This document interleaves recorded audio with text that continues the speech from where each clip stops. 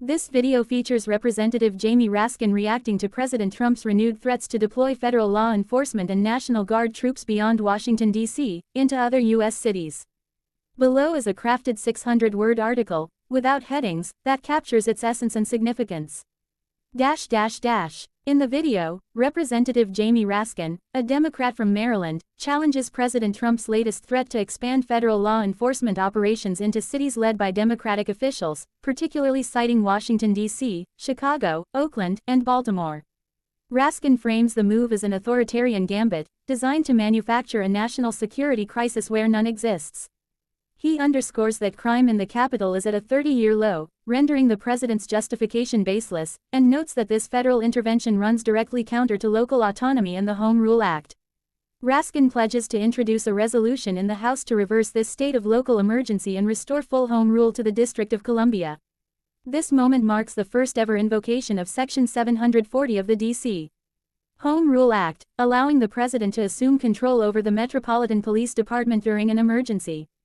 Trump exercised this power on August 11, 2025, transferring control of the MPD to the federal government and deploying federal law enforcement alongside the D.C. National Guard, a bold move justified by claims of rampant crime, which critics cast as dissociated from reality.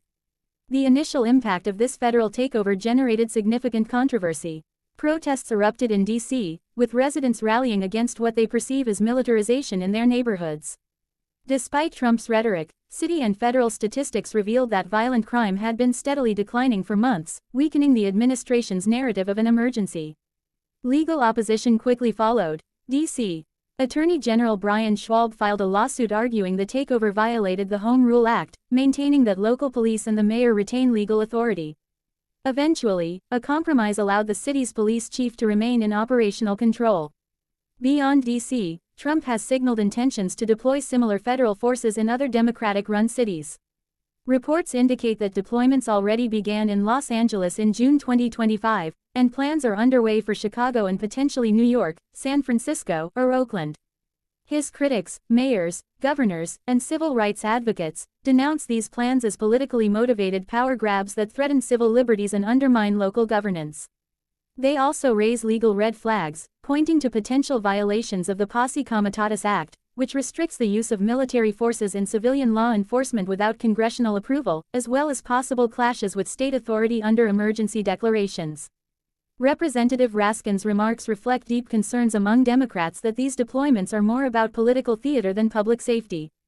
By focusing federal resources on cities led by political opponents, Trump appears to weaponize law enforcement for ideological ends rather than addressing legitimate crime concerns. Raskin's pledge to introduce legislative resistance shines a light on the pushback building in Washington. In the video, Raskin's tone is urgent but measured, offering a constitutional critique rather than a fiery partisan tirade. He raises crucial questions about the balance between federal authority and local governance, particularly in the context of a city like Washington, D.C., which lacks full representation in Congress and operates under unique administrative constraints. This unfolding scenario underscores broader tensions. In American federalism, at what point does national power overstep its bounds, even when invoked in the name of law and order? And how do local communities safeguard their autonomy when faced with top-down interventions, especially in already safe environments? Raskin's stand may well define the debate in the coming weeks, not just legally but politically. As the House evaluates his resolution and legal challenges proceed, the outcome could establish high-stakes precedents for executive authority, citizen rights, and the integrity of home rule for cities across the nation.